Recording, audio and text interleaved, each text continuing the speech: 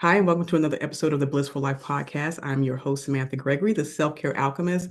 We have a great episode for you today. We're talking about self-care, of course, but from a perspective of internal self-care, dealing with heartbreak, and all the things in between. My guest today is Dr. Diane Gatson. She is a conflict management coach as well as many other things, but she's going to introduce herself. So, welcome, Dr. Diane. Thank you so much for being here on the Blissful Life podcast. Please introduce yourself.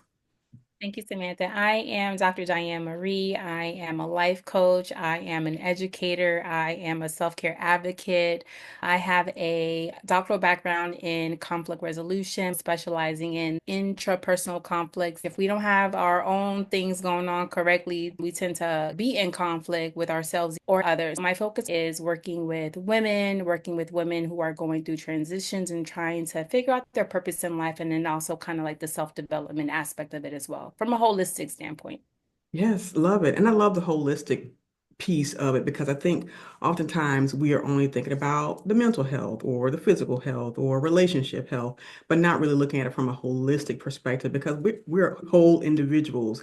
All of that intersects in different parts of our lives. So I really appreciate that from a self-care perspective as well, and especially as Black women, that's a topic that I like to talk about. And I love to know not just from your professional standpoint, but from a personal standpoint, how did you become a wellness activist? How did you decide this is something I really need to focus on? And I need to also bring others into this conversation as well. Samantha, great question. Ironically, I feel like the starting point for me was going through a breakup myself. Hmm. After dating high school sweetheart, and we were together for many years after graduating high school, once that relationship ended, and it ended officially ended well before it was ending officially. Hmm. Um, at the end of it, I found myself not knowing who I was.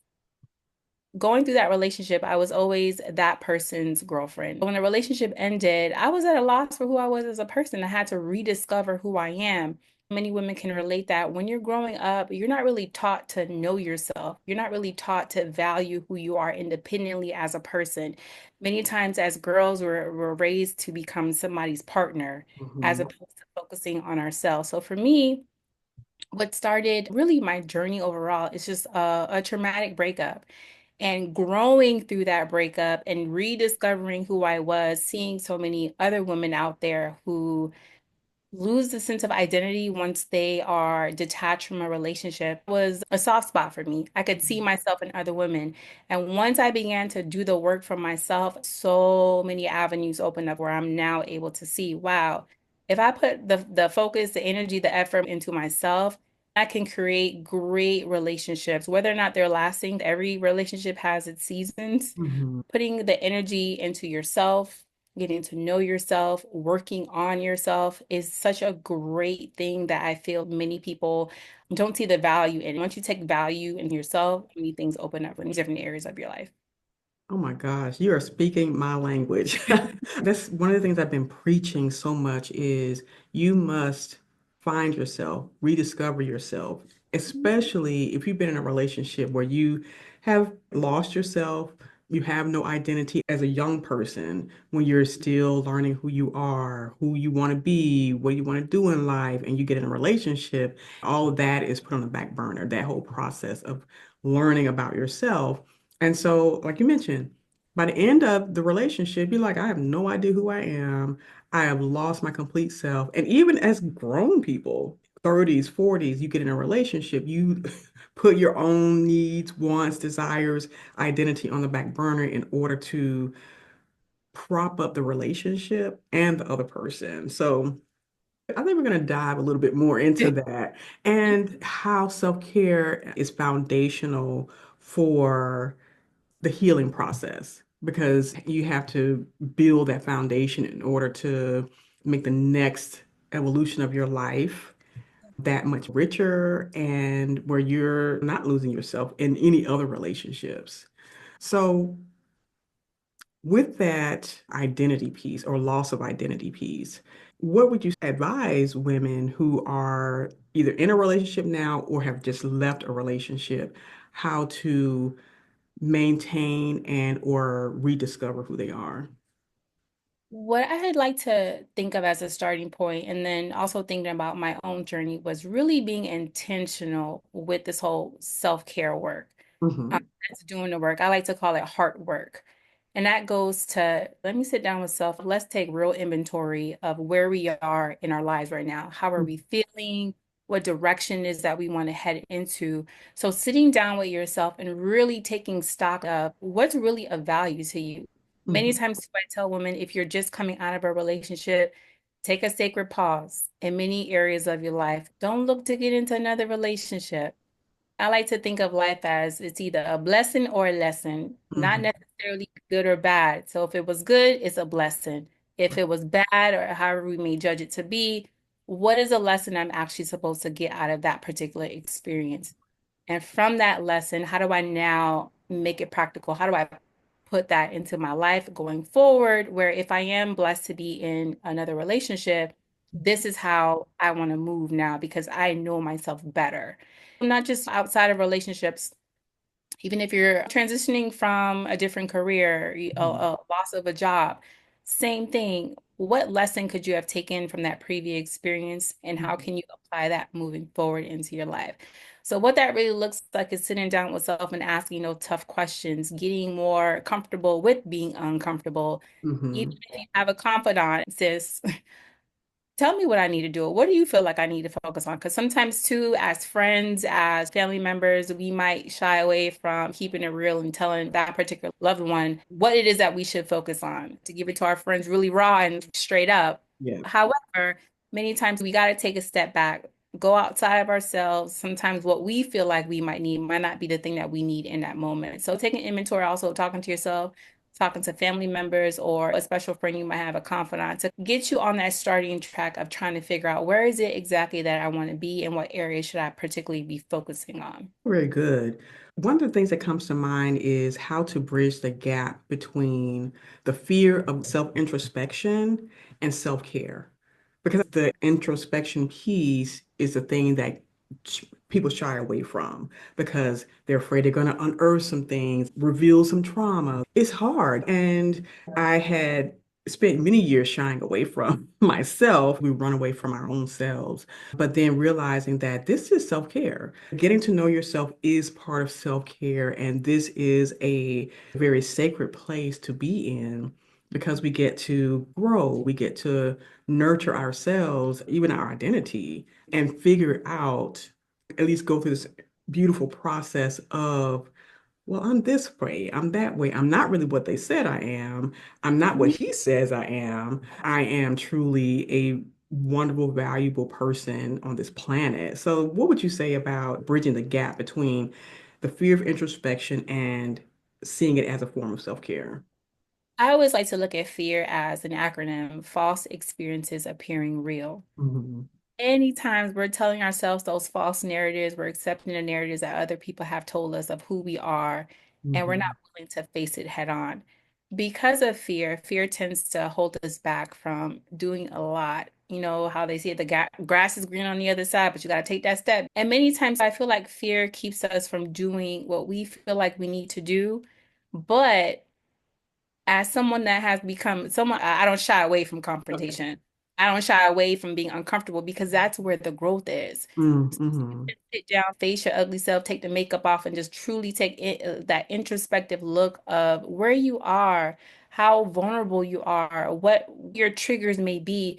That's the importance of, we gotta unroot all of the ugly stuff because we gotta get to it in order to grow from the experiences we're having. I realize that's not an easy thing to do. It's easier said than done. But as someone that me, I don't shy away from confrontation. I don't shy away from things that make me uncomfortable, but that's really where the growth comes. If you can envision the place in your life where you truly want to be, you got to go through that fear. You got to go through it because that's where the growth is. That's where the opportunity is. That's where the blessings are. That's where the Mm-hmm. blissful life really is once we grow through all that stuff we're telling ourselves we can't do. Mm-hmm. I think it's a maturing process. because as younger people, we think we know everything. But then you go through a traumatic situation and realize, I don't know anything. This introspection, getting to know ourselves, is part of that maturing process and giving ourselves the grace and the compassion. I'm not going to say too much more because I know you also share about self-love and compassion and how it gets you through the heartbreak of a relationship. So talk more about that. Self-love. That's another thing we never took a class on in high school, middle school, elementary school, even just in our everyday interactions with people, right? It's similar to what you mentioned about maturity. Mhm. Maturity doesn't necessarily come with age. And even as we might mature in age and life experiences, we're often going to go through moments where we're just like, oh, shoot, I thought I had this figured out. I thought I had learned this lesson before. And now here we are in a different phase, and we have to revisit those uncomfortable things. Self-love is similar to some of the things I mentioned earlier, where it's just, how is it that I feel like I need to be loved? How do I accept love best? Many people talk about the five love languages and knowing what those love languages are. Mhm. I believe in that, but then sometimes too, in different situations and in different relationships, how you accept love and how you see love might be a little bit different, and that's okay. Mhm. Figure out and do that work and take that sacred pause, as I often refer to with my clients. Take a second, take 5 minutes. If it's something that's coming up with you and you feel like you're being triggered, what's that about? Mhm. This feeling is coming up again. I thought I was done with that. What's that? Self. Let's talk. Yeah. Honey, I need a moment with myself. Mhm. Healing is a journey. It isn't a destination. Right. And as we are maturing, as we are going through different experiences, as we are going through different relationships, it's something that it's always continual. But, giving time to ourselves, the self-care, self-reflective work, that's how we kind of know, how we kind of prepare for those moments that are challenging, for those conflicts, for those battles we didn't see coming, but at some point in life, we're going to be faced with challenges. Mhm.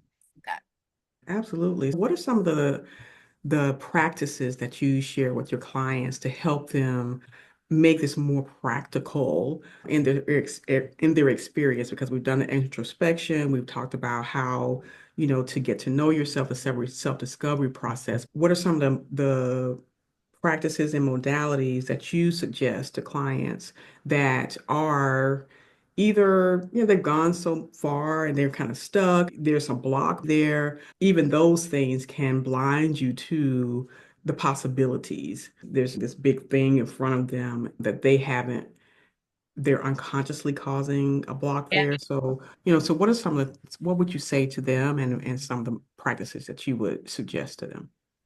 For me, I'm not a very religious person, more spiritual than religious. As I developed my own spiritual independence, what became a cornerstone in my personal life as well and a cornerstone in my practice is self-care rituals, whatever that might look Mhm. like. Mhm. And that can look like meditation, that can look like journaling, a lot of shadow work prompts, really unearthing some of the things that need to be confronted or are triggering certain spaces. Some of the practical things that I tell my clients are being really mindful, being real intentional. I used to tell Eckhart Tolle's book, being in the present moment. That's everything. Even if it's getting up a little bit earlier, having a cup of coffee while also saying some affirmations. Mhm. Affirmations have been life-changing for me. More so in a sense that if I'm going through something or if I'm having a thought that's triggering a feeling, Mhm. let me say my own little ritual or affirmation that has helped me. I tell my clients, I am whole, I am worthy, I am healing. That is giving myself grace to know Mhm. that before I say something that might not be the best, that might not be of the highest vibration, let me take a moment and tell myself what I really need to focus on, what's really at play here. Affirmations, meditating. If you are a religious person, finding solitude in particular Bible verses, really finding out what is it that works for you. Because Mhm. self-care is not a uniform cookie that works for everyone. What might work for you, Samantha, may not work for me. It's about also getting to know yourself and knowing what is my cup of tea? What is my ministry? Mhm. Yes. Shadow work, let it be that. If it's journaling, let it be that. If it is meditating or just going out in nature, I feel like many times when I feel stressed and I could feel it in my body, I need to be outdoors. I need to be around some trees. I need some wind touch Mhm. my face. That works for me. So finding out what works for you is something that I always tell clients to do is figure out what works for you. Here are some suggestions.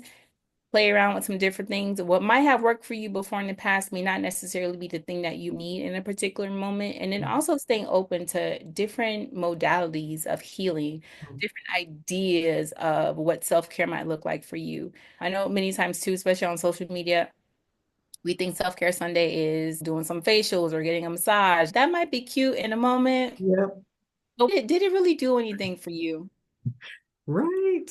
So it's really about keeping it funky with yourself and figuring out what truly works for you. Absolutely. I like to say that we have to figure out the sustainable self-care practices that, and understanding that self-care is a lifestyle, it's not an event. It's not something outside of yourself. It happens from the inside out.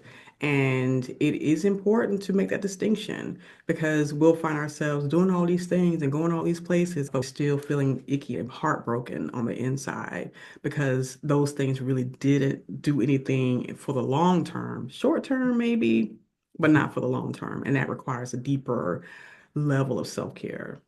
Absolutely. Absolutely. So when we're dealing with heartache, heartbreak, sometimes we don't really want to admit that person still has a hold on you and it's a residual thing. What would you say to that person who still kind of got, some little, soul ties, some energetic ties hanging on? I know that you have some energetic and spiritual cleansing rituals. Tell me more about that, what that's about and how that ties into self-care. So typically when we have those energetic ties from a previous relationship or even an experience, I like to tell, and I use this, I'm gonna keep it clean on here, Samantha. I like this phrase is F it. And it's Hmm. not F it in the sense of forget it, but more so give it. Hmm. If I had a client going through a divorce, even though she felt ready for the divorce, she felt like she was at a place in her life where she was ready to move on. She just couldn't.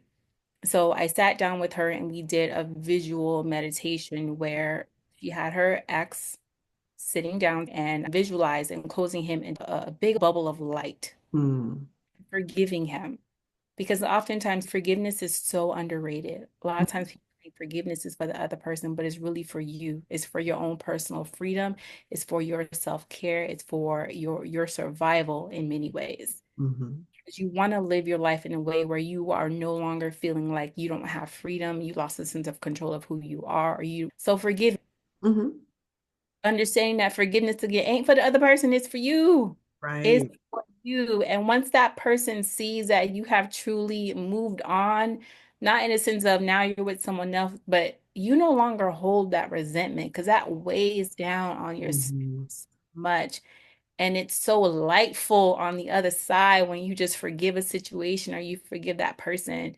So for me, some of those spiritual ways of releasing, I like to use the lunar calendar. mm, Moons are about, releasing, letting go, forgiving, harness the power of the moon. And new moons are about new beginnings, new goals, new objectives. mhm, So if we truly take that time to be intentional, because if forgiveness is what you want, or if, that freedom of moving on and no longer having that person kind of hold you down in that way, you gotta let it go. You mhm. gotta forgive it. What about the self-blame piece, though? Because I think that's another thing that holds us to the other person unintentionally. Because we often say, I should have known better. I should have seen the signs. They were all just flat red. Even with the self-forgiveness piece, I think that also plays a big role in how we are able to release and let go I think of. that, yeah, absolutely. I think that's important. Mm, Forgiveness is not only, like I said, for that other person, is also for you, but also mhm. self-forgiveness. Giving yourself grace because again, we ain't know love make us do some crazy stuff, right? Yes. Like, what the hell was I thinking? And Hmm. hey, but looking at that and finding the blessing in the lesson, Hmm. Because of this situation, I now love myself more. Mm-hmm. Because of this situation that happened, I now allow myself to see others for who they truly are as opposed to how I want to see them. Mm-hmm. So again, giving ourselves that grace and saying, all right, it's okay. I know everything. I still don't know everything, but I went through it. I'm Mm-hmm. grateful for that experience. I'm grateful that you showed me the type of person that I need to love me in a way that I could see and receive it.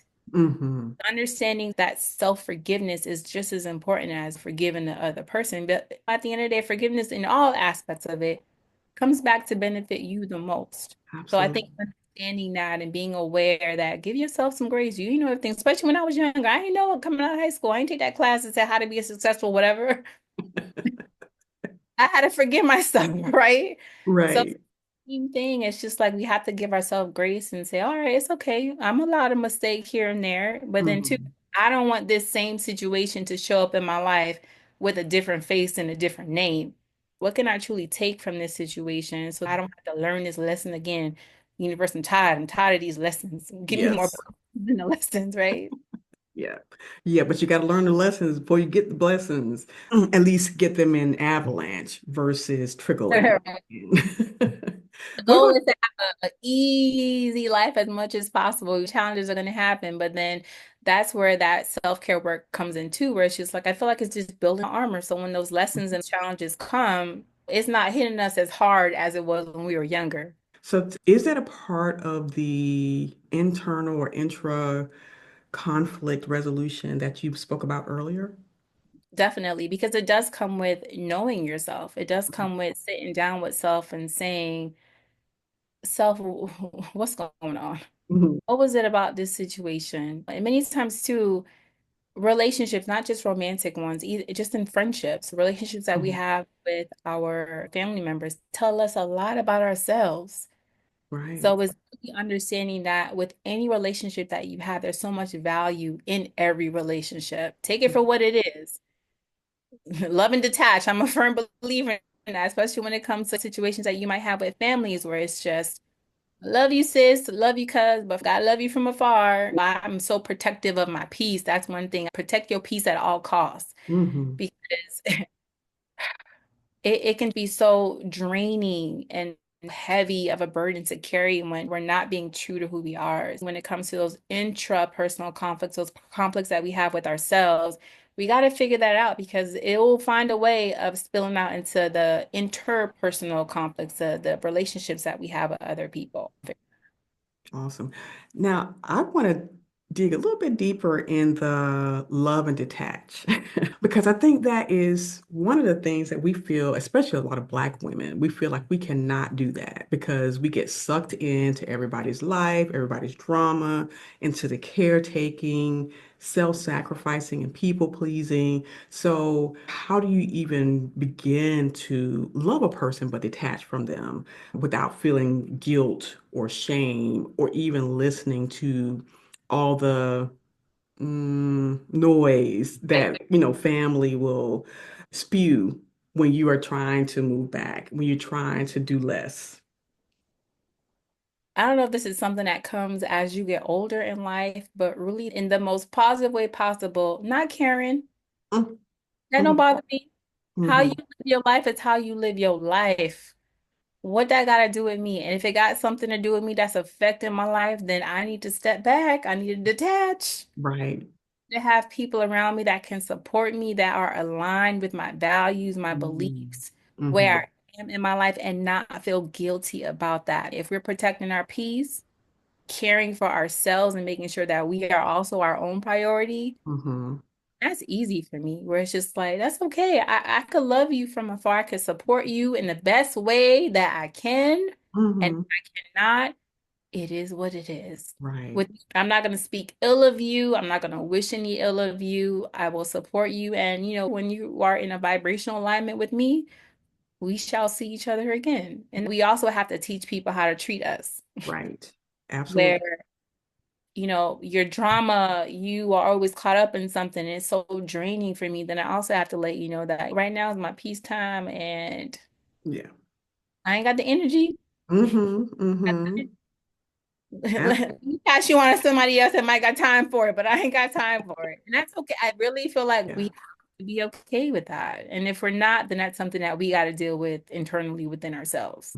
And again, I think that's also part of the maturing process. 'Cause like you said, as you get older, it gets easier to do that.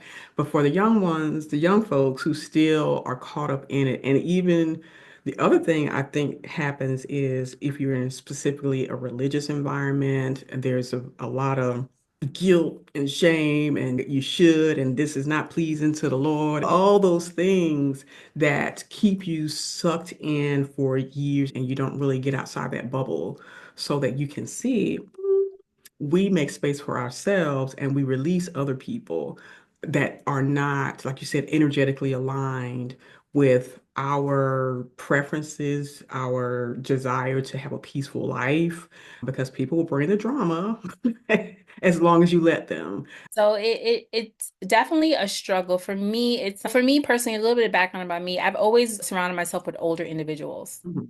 Even when I was younger in my 20s, I was looking up to people in their mid 30s and 40s and upward. Even now, I have a dear friend that is almost twice my age. Mhm. I find value in that. I'm respective of the elders. What can you teach me?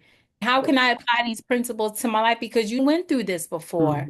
Mhm. So Mhm. instead of me kind of learning the hard way, let me take my notes. This is what she said was going to happen if I Mhm. didn't do this. So I think other people have their own journeys and we have to allow them to do that. Mhm. And we have to also take a moment where we step back and feel like, you know what? Am I hindering this person and enabling them in how they are behaving in their mindset, in their lifestyle? Because again, too, if you put yourself as a priority, you only going to want people around you that uplift you, that make you Right. happy. If you are going through something, you have others in your life that you can call upon to help de-stress and to give you different Mhm. perspectives as opposed to feed into the negativity. Because who wants that life? It's not good Yeah. for health. Nobody likes stress. Right. So that's something that we have to figure out and work out within ourselves to know what's for me and what ain't my vibe. Absolutely. One of the last things I wanted to talk about is gratitude. I know that's a big part of your practice, who you are as well. Talk about how gratitude is one of the key cornerstones of self-care, self-love, compassion, etc. Gratitude is so foundational because gratitude puts you in a different mindset. Hmm. 'Cause we all have those moments where we're feeling kind of down. But then the moment where I realized there's somebody in a worse situation than me. I remember years ago, I had signed up for this workout gym, and I think it was like a 30-minute session, but these were like intense 30 minutes. And Hmm. the trainer that was leading the session said, there's someone that can do what you're doing who's wishing they could do what you're doing now. Here I am, a full body, capable person to walk, run, jump, do all that stuff. And there's someone wishing they could be in a position that I am. I really need to be grateful, even if it's something I didn't necessarily want in my life. Hmm. What is the beauty that I could find in the bull? Once we're able to be appreciative of where we are in that moment, we tend to look at things differently. I'm such a student and teacher of law of attraction. Hmm. If I am living in gratitude, the blessings Hmm. are endless for me. But if I'm always woe is me and feeling like the victim, then I don't get those experiences that I want. I get more experiences that I don't want into Right. my. So being grateful, being present, just appreciating everything literally changes your perspective and your outlook. If I'm feeling a little bit down, I'll write a gratitude list. I'll just start listing 10 things that I'm grateful for. By the time I go to the fifth one, I'm like, what the hell am I upset about? What the hell am Right. I like really? Really? I have, there's times where I wish I was a mother, and then there's times now as a mother, it's just like, did I really want this life? Hmm. I love my son to death. He stresses me, a 4-year-old preschooler Hmm. class. His smile is everything. He is literally joy reincarnated. Oh. He is just realizing, all right, this is just a moment that he had in these last 3 minutes. It's just a moment. But Hmm. I value being his mother. I value being in his presence. The reintroduction of joy into my life in a different way. Yeah. Just being grateful opens up such tremendous avenues for more blessings into your life and different perspective too. Because when you're constantly looking for things to be grateful for, you're not Mhm. worried about what you don't have. Right. Finding value in the beauty and everything that already exists as. Yes, I love that. And I think that's so important to remember that gratitude is foundational to just shifting how the whole situation looks in the moment, every single day of your life. Um, Adding that to your self-care practice because being thankful for yourself, thankful for the experiences that you've been through, whether it's a heartbreak, a job loss, whatever it is that looks like the end of the world, but then realizing that's not the end of the world. You have all these things. There's so much abundance around, and you get to experience that in this moment because you're literally breathing and you can see where all the blessings are currently in your life and anticipate the blessings that are coming. Absolutely. I didn't realize how much I would always look for the blessings in situations until I had my son 3 months early. Mm, But having him, I had the most perfect pregnancy until my son decided he wanted to come at 26 weeks. wow. I was loving pregnancy, and then Yeah. all of a sudden, my son decided he wanted to come early. Mm, In the NICU for about 2.5 months, and even through all of that, he's okay. hmm I had to find the blessings in this lesson. It's just like, God, why did this happen to me? I don't understand. I prayed for this. Every day I was saying my affirmation, I'm having the most perfect pregnancy. And then he came early. So Wow. it's like, okay, well, what good is this? Well, you know what? I got to witness my son develop outside of my body, in my body where I couldn't see it. So every time he gained an ounce, I'm like, oh, makes it bigger. I didn't gain as much weight as women do when they're pregnant. So I literally had to find what is the blessing in this, where it's just like, all Mhm. right, of all of, this about 6 months I was pregnant, I gained a little under 15 pounds. I didn't have stretch marks. I literally had to find all of the different blessings in this experience. Mhm. My son automatically qualified for Medicaid. So hospital bills, everything was covered. So I had to find the blessings in that lesson. And it Mhm. allowed me to not stress over different things and to just appreciate my son growing inside my body, where I could see him. He's gaining a pound. He gained this. He's doing that. He rolled over. He did this. And I'm just like, wow. Wow, that's amazing. Having two kids, I definitely understand what it means to carry a child to full term and anticipating that, but then to have it interrupted that way. But then also being able to find the blessings. It would be hard to find the good in that situation because you're already on edge. Is your child going to survive? That's really probably the main thing in your brain. I feed into that energy too because I know that was not serving me. So for what Hmm I had to accept it. Still don't know whatever the reason was he ended up coming early, but I had to accept it and then also find the beauty in it. hmm it, Yeah. it's hard when you're going through it, but that's where these self-care practices come in because it builds, like I like to say, that spiritual armor. So when hmm you do go through situations that are unexpected, you can take the blows a little bit more easily as Yes. opposed to, letting them wipe you out and knock you out. So Those lessons stick with you for a very long time, especially if you're open to receiving those, which makes the next situation clearer for you and shortened because you're not resisting it so hard. exactly. And then you're also able to help the next person going through something. hmm You hmm provide perspective, right?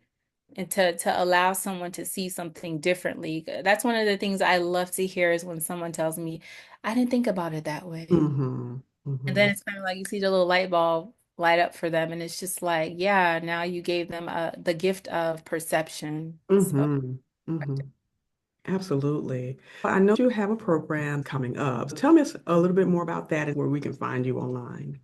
in my practice, I always kind of help my clients grow through something. So, hmm upcoming coaching program that I have is where do I grow from here? This is applicable to almost any situation, any transition that a woman, definitely women of color, might be going through, whether it's a divorce, a breakup, something that has ended their career, or they're thinking about going into a different aspect or phase into their life. And then also women that are looking to grow more spiritually independent. hmm In my practice in the last few years, I feel like a lot of women are coming over to the more spiritual side where it's just like, you know what? those traditional Christian beliefs didn't necessarily serve me, or I didn't really know how I could make them applicable to my life because a lot Mhm. of times too, we grow up saying just give it to God, and it's just like, oh yeah, I gave it to him. Now what do I Right. do? Yeah. But then, God is kind of like I gave you I gave you the tools. Now it's time for you to use them.